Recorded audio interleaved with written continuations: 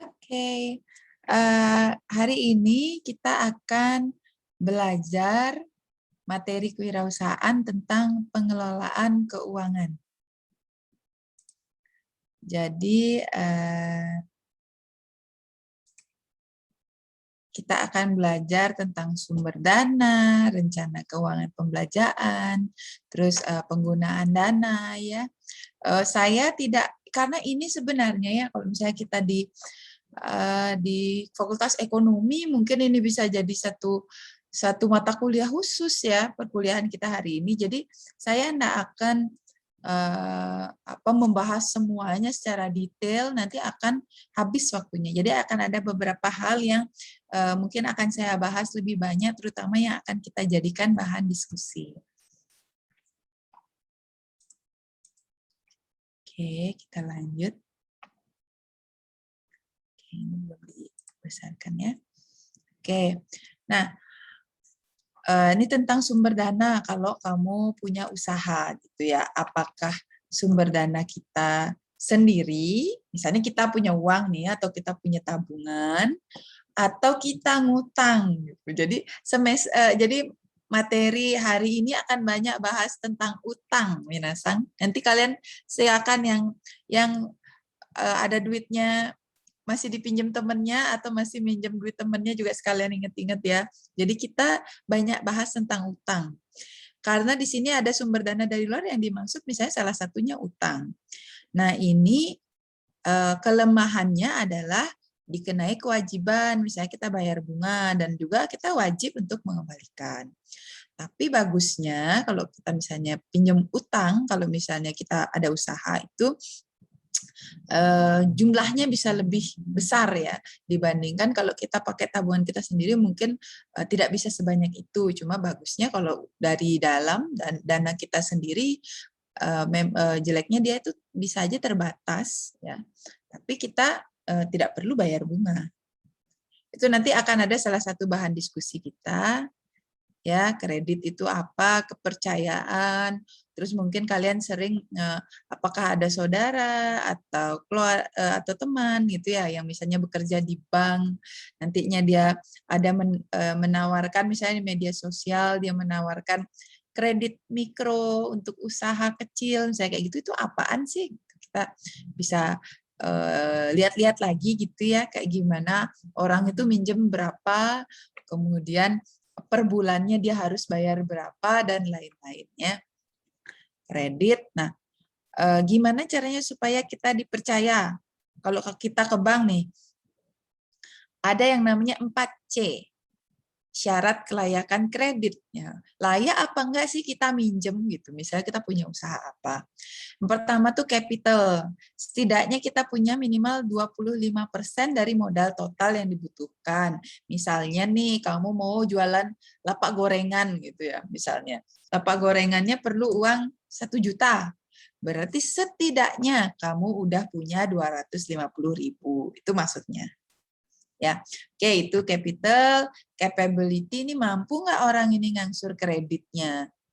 Kamu minjem segini, minjem 750.000 misalnya, atau minjem 7,5 juta misalnya, per bulannya kamu akan bayar sekian loh. Bisa nggak sih kamu bayar sekian? Jadi bank itu akan berpikir seperti itu juga.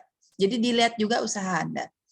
Terus jaminan atau agunan, ada nggak jaminan tertentu yang kamu taruh di bank supaya kamu bisa minjem? Kemudian karakter, sifat pimpinan perusahaan itu juga akan dianalisis ya. Persiapan keuangan, ini ada istilah-istilah ya. Berapa perkiraan kita, pendapatan kita akan berapa misalnya. Kemudian biaya untuk kita bisa menjalankan usaha berapa. Cash flow, nanti kita lihat cash flow itu apa ya. Terus kita udah punya dana berapa, sumbernya dari mana ya. Oke, saya nggak akan terlalu banyak, terutama nanti akan ada rumus-rumus, saya nggak akan terlalu banyak di sana, saya akan lebih ke diskusi gitu ya. Nah, neraca keuangan. Ini penting, minasang, ketika misalnya kita punya usaha, kita harus rajin mencatat. Dan kita harus punya neraca keuangan. Kalau tidak, ambiar gitu ya. Kita nggak tahu, kita tuh sekarang lagi punya duit berapa sih gitu. asetku tuh berapa sih? Terus aku tuh harus bayar utang, gaji pegawai dan lain-lain itu berapa sih kayak gitu. Jadi itu modal ekuitas ya. Modal ekuitas itu adalah ini kalau di sini rumusnya aset itu adalah kewajiban tambah modal ekuitas. Aset yang kita miliki dikurangi kewajiban.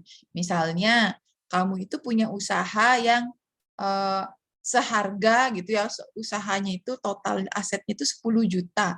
Tapi kamu harus bayar utang dan gaji karyawan 5 juta. Berarti modal ekuitasmu ya 10 kurang 5 sama dengan 5.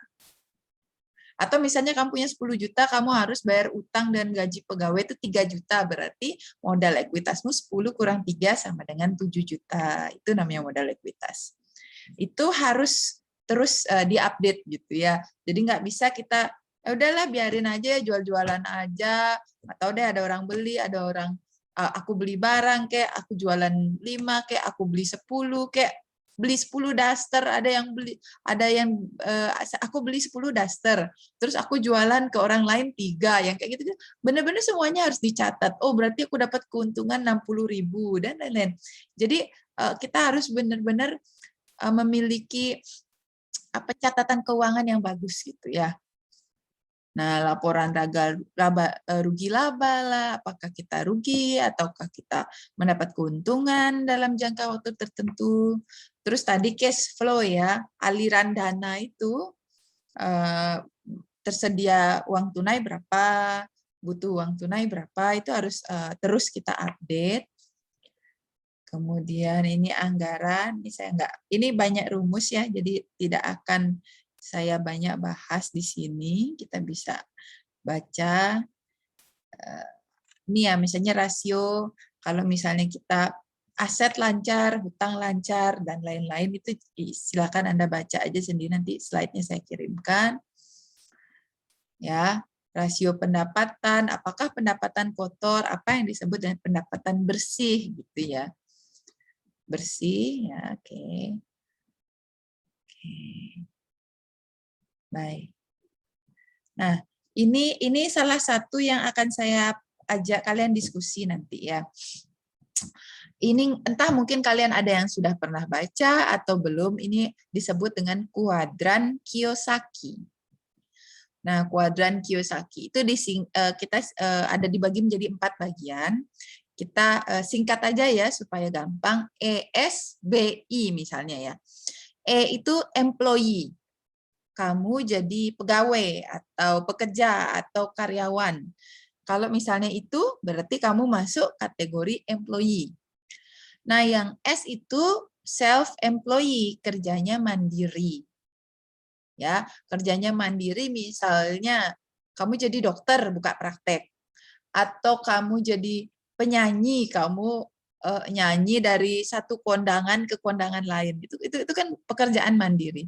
Atau kamu jualan tipat santo, tapi kamu sendiri yang buat, itu namanya self employee. Kamu bukan punya pekerja gitu, kamu yang punya warungnya tapi ada orang lain yang buat tipat santo, itu bukan. Kalau misalnya kamu jualan tipat santo tapi kamu yang buat si tipat santo, itu kamu adalah self employee. Kamu yang buat itu. Terus kalau yang B ini dia businessman ya. Jadi dia wirausahawan gitu. Jadi dia punya bisnis tapi beda sama si dagang tipat santo tadi. Yang tadi dia jualan tipat santo, dia yang bikin tipatnya sendiri gitu. Dia yang masak sendiri misalnya begitu. Tapi kalau yang si businessman ini, walaupun misalnya dia sama jualan tipat, tapi dia itu misalnya dia punya warung, dia punya orang-orang yang bekerja untuk dia. Ada sistem yang bekerja untuk dia, misalnya ada yang jadi kasir. Nah, anggap aja ya, kita bisa bandingkan antara dagang tipat santo di warung dekat rumahmu sama mungkin ownernya Umah Ketipat, mungkin gitu ya. Kalau kalian pernah ke Umah Ketipat yang di Singaraja. Nah, dia itu di sana ada yang masak tipat santonya, ada yang ngulek bumbunya dan lain-lain, ada yang jadi kasir. Si owner tidak harus selalu berada di sana. si owner tidak harus dia yang ngulek bumbu misalnya begitu. Dia si owner bisa saja tidak berada di sana atau bisa juga di sana misalnya dia mengawasi aja. Tapi dia punya sistem yang bekerja untuk dia. Kalau itu berarti itu masuk B, yaitu businessman atau pengusaha. Ya, saya harap jelas antara perbedaan S sama B. Kemudian I ini nih investor, uang yang bekerja untuk Anda. Kita tuh jadi penanam modal, misalnya kamu beli saham yang kayak gitu-gitu. Apa tuh kan banyak tuh aplikasi-aplikasi zaman sekarang ajaib dan lain-lain. Itu berarti Anda masuknya investor. Kamu tidak harus berada di sana, kamu tidak harus bekerja. Kamu sambil tidur juga bisa gitu misalnya. Nah, tiap kuadran itu menghasilkan uang, tapi kita bisa dapat uang di setiap kuadran itu. Kita bisa aja kaya, bisa juga miskin di kuadran manapun. Coba kita lihat lagi ya. Yang tadi saya bilang ya, employee, self-employed, business owner, businessman gitu misalnya ya, pemilik bisnis, dan investor. Oke. Ini ntar dulu deh. Sebelum sana saya mau ke sini dulu. Masih fokus di sini sebelum kita fokus ke ini ya, arus uang ya. Oke. Employee. Oke, ini adalah alasan memilih pekerjaan. Katanya sih semakin kita ke kiri, yaitu E dan S itu tadi, itu semakin aman. Jadi orang biasanya alasannya milih itu karena lebih aman. Misalnya, kalau aku kerja di perusahaan lebih aman karena tiap bulan aku akan dapat gaji gitu. Itu alasan orang. Ada juga yang pemilik pekerjaan sendiri, jadi dia merasa aman karena setidaknya aku punya skill yang nanti dari skillku itu aku akan dapat uang, entah kita buka praktek kayak atau yang kayak tadi saya bilang, kita bikin usaha sendiri, kita yang mengerjakan sendiri gitu, alasan keamanan.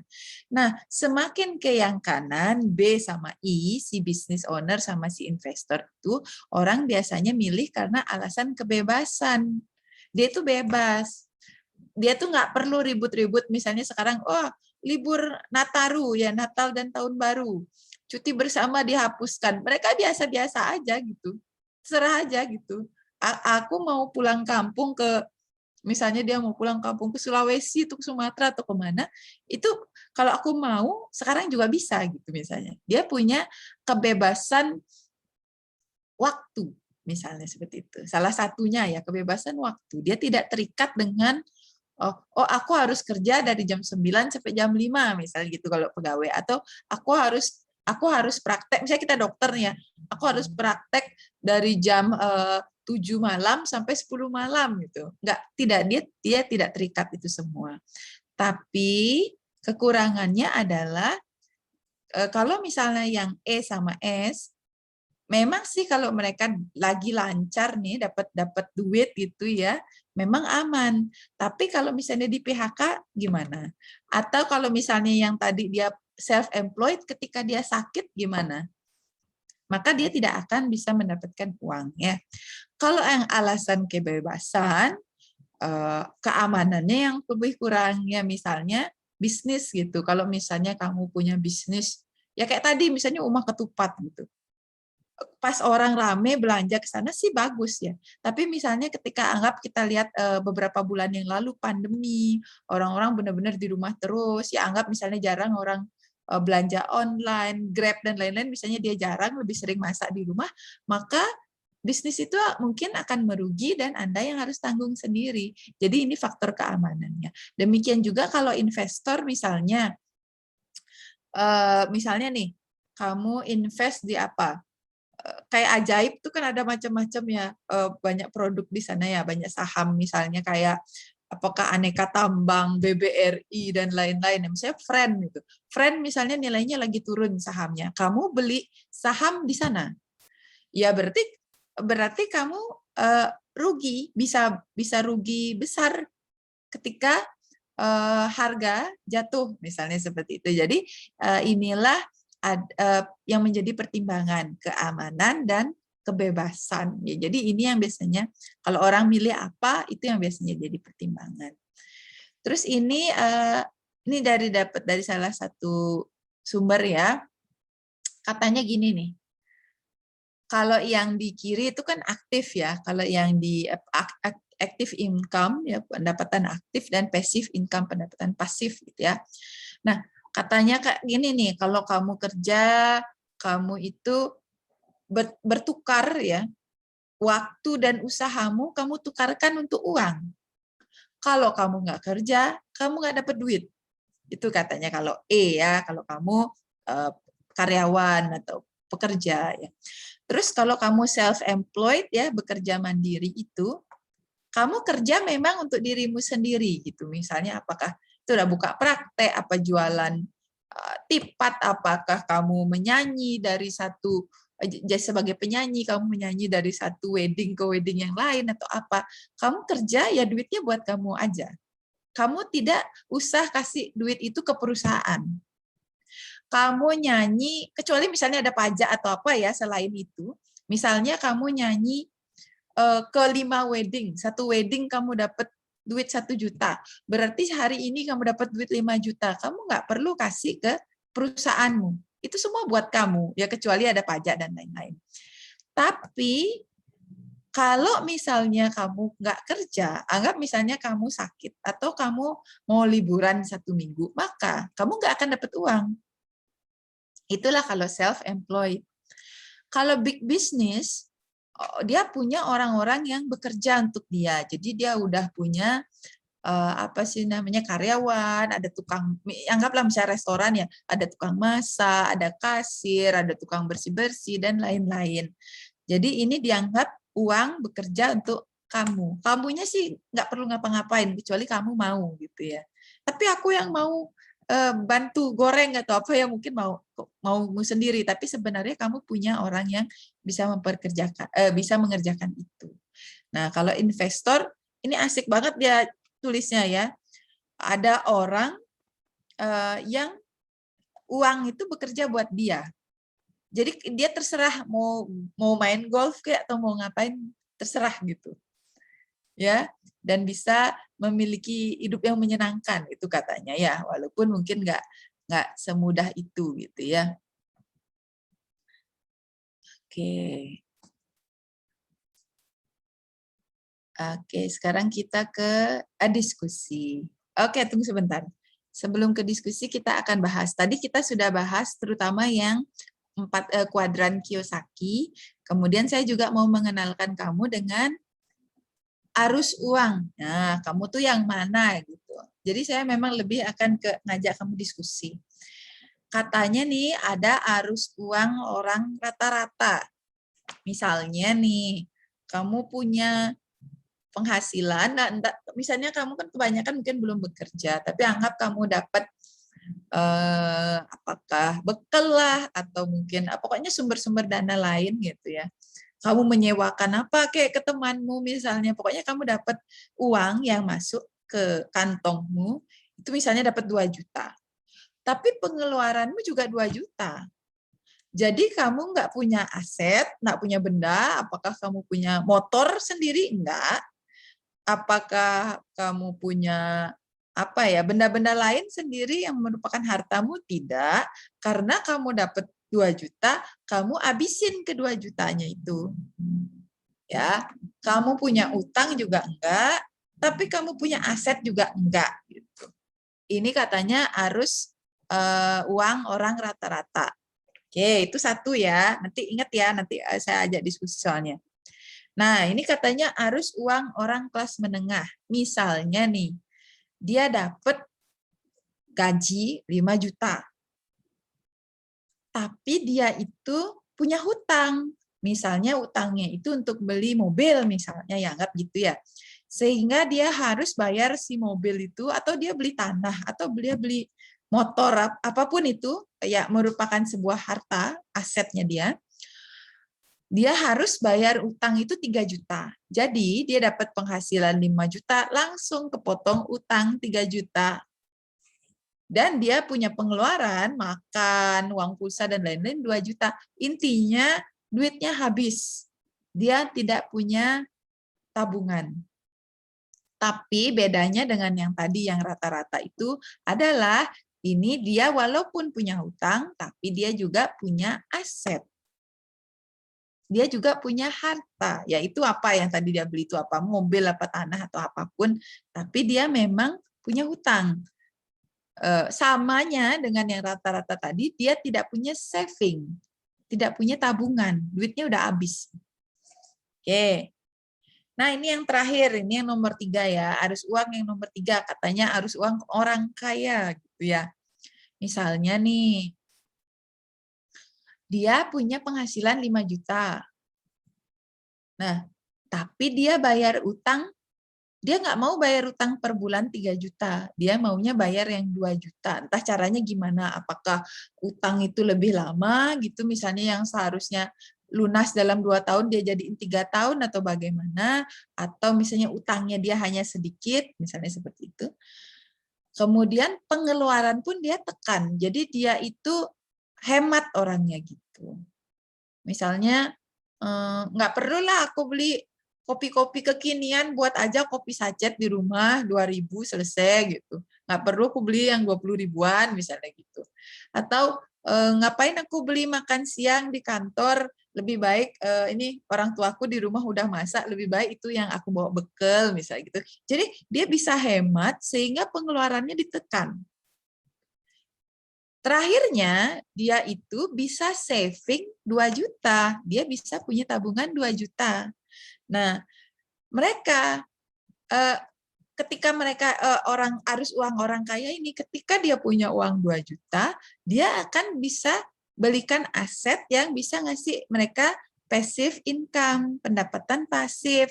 Apakah dia nyewakan rumah, atau kaya, anggaplah misalnya dia rumah dengan duit 2 juta itu misalnya dia bisa beli motor misalnya ya, setelah ditabung sekian lama, akhirnya motor itu misalnya disewakan atau bagaimana, jadi nanti mereka dapat uang lagi dari tabungan mereka yang mereka berdayakan. Gitu.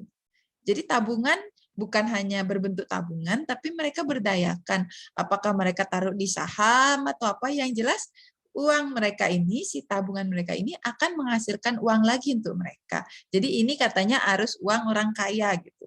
Yang membuat orang kaya semakin kaya gitu, karena dia punya taktik gitu ya untuk mengatur keuangannya. Nah, ini yang terakhir ya, sebelum kita diskusi saya akan kasih lihat kalian ini yang akan kita diskusikan hari ini ya, diskusi pengelolaan keuangan. Saya mau diskusi sama mungkin beberapa di antara kalian, nanti silakan kalau yang mau join nanti angkat tangan ya, share raise hand atau aktifkan mic ya. Ada beberapa hal yang saya ingin diskusikan hari ini. Pertama, kamu rutin nggak sih catat pengeluaran dan pemasukanmu sehari-hari? Jadi kamu bisa jelaskan ya. Kemudian, kedua, ini kalau kamu wirausahawan. Tapi kalau misalnya ada teman-teman yang saat ini minasang sedang menjadi wirausahawan, boleh juga nih share ya. Kita ngobrol-ngobrol. Kalau kamu wirausahawan, kamu berani nggak berhutang? Entah itu ke misalnya orang tua atau rekan kerja atau ke bank dan lain-lain, tapi hutang itu untuk modal usaha atau untuk memajukan usaha. Kamu berani nggak melakukan itu? Atau kamu akan fokus dengan dana dari dalam, misalnya tabunganmu sendiri dan lain-lain. Dan kan tadi kita udah bahas ya, ada dana dari dalam, ada dari luar. Kemudian yang ketiga, tadi kita sudah bahas 3 arus uang. Ada yang rata-rata, ada arus uang menengah, ada yang arus uang orang kaya gitu katanya ya. Nah, kamu sendiri tuh keadaanmu saat ini tuh kayak gimana gitu? Arus uang yang mana? Walaupun kita tuh bahas tentang wirausahawan, tapi nggak apa-apa, kita coba refleksi, walaupun misalnya Anda sedang tidak punya usaha, tapi coba Anda berpikir, kamu tuh yang mana? Kemudian dari kuadran Kiyosaki yang tadi saya presentasikan, nanti lepas kuliah, kamu mau jadi yang mana? Dan kamu tolong jelaskan ya. Ini silakan kamu kalau mau ini ya, coba biar gampang. Tunggu sebentar, entrepreneur. Oke. Oke, ini stop recording.